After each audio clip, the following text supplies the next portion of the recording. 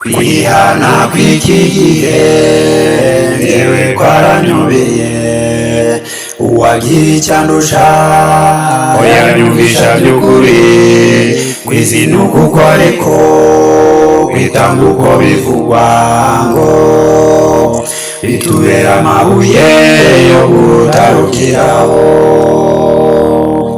Kwihana kw'iki gihe ngewe kwaranyobeye uwagira icyandusha oya nyumvisha by'ukuri kwizinuka uko ariko kwitanga uko bivugwa ngo bitubera amabuye yo gutarukiraho.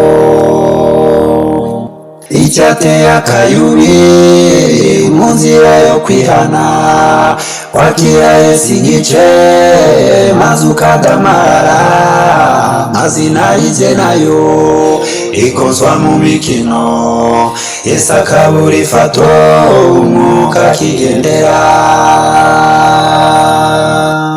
Icyateye akayubi mu nzira yo kwihana kwakira Yesu igice maze ukadamarara mazina y'ijye nayo ikozwa mu mikino Yesu akabura ifato umwuka akigendera. Mu bihe byo hambere umunyabyaha wese amaze kwizinukwa no kwemera amafuti yashakaga igitambo cyo guhongera ibyaha bye kugira ngo akibone habagaye abagabo.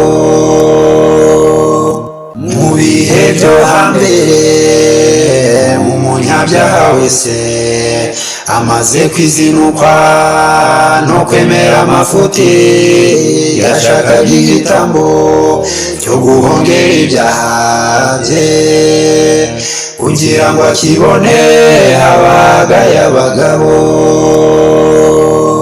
Yazinukaga kare yirukanka kunuma ejo agasubirayo akamara ibenani ukwezi kugashira ukundi kugataha ubwitange yagize Imana ikamuha inuma. Yazinukaga kare yirukanka kunuma ejo agasubirayo akamara ibenani ukwezi kugashira ukundi kugataha ubwitange yagize Imana ikamuha inuma.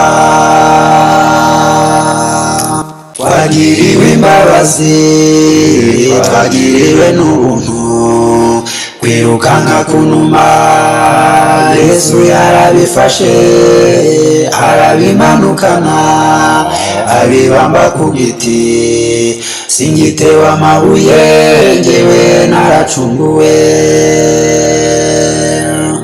Twagiriwe imbabazi twagiriwe n'ubuntu kwirukanka kunuma Yesu yarabifashe arabimanukana abibamba ku giti singitewe amabuye ngewe naracunguwe.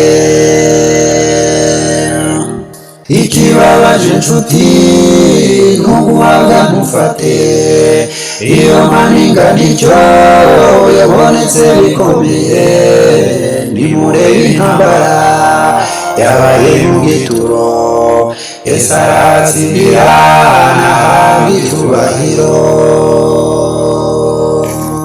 Ikibabaje inshuti n'uguhabwa mufate iyo mpaninga nicyo yabonetse bikomeye nimurebe intambara yabaye mu gituro Yesu aratsindira nahabwa icyubahiro.